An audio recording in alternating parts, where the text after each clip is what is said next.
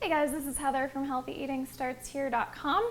Okay, as I promised you earlier this week, what I have today is a technique and a recipe for cooking tempeh.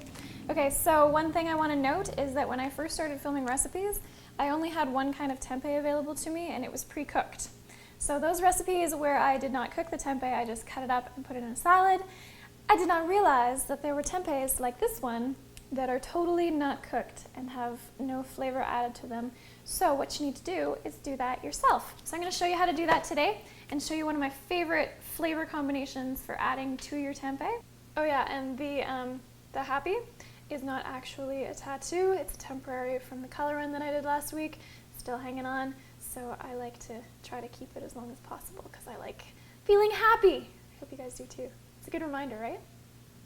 Alright, so for anyone who doesn't know what tempeh is, check my video that I did earlier this week. I explained everything, but let us get started on actually cooking this stuff.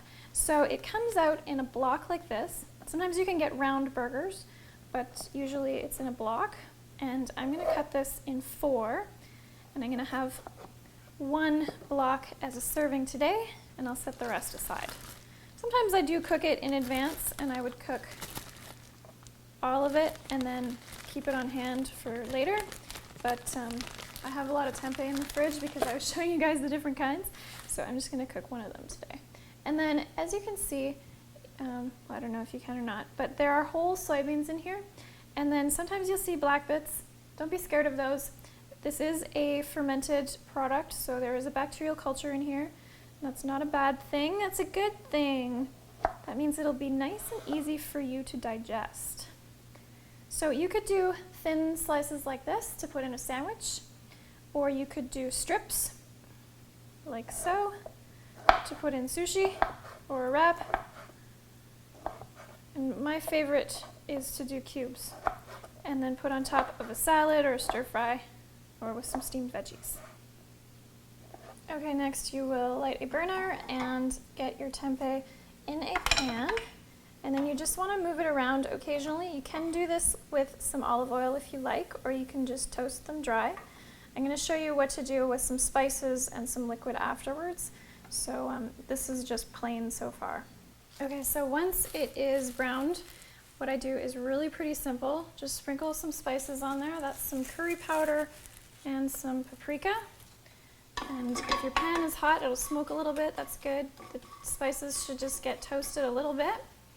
And then I like to drizzle some Tamari, or this is Bragg's liquid aminos, on top. That'll get the spices stuck onto your tempeh, and it'll be so, so tasty. The saltiness really adds a lot to this too, because tempeh on its own is pretty bland, so like any other bean, so make sure you get something salty on there. Okay, and then as soon as that dries, it's ready to go. Alright, and then with your cooked and seasoned tempeh, you can do any of the things that I listed. So, as I said, my favorite is to put on salads or stir fries. You can do sandwiches, wraps, any of those things, but give it a taste. It's so yummy. I love the texture of tempeh. So phenomenal. And if anyone is wondering what kitchen I'm in today, this week, I am staying with my friends Jill and John, who are the co-founders of Vegan Cuts, which is an amazing website for finding vegan deals on various products, food, personal care, cosmetics, clothing, purses, wallets, things like that. So if you haven't already checked their site, go to it right now, vegancuts.com. Okay, that's it for me today. See you guys later.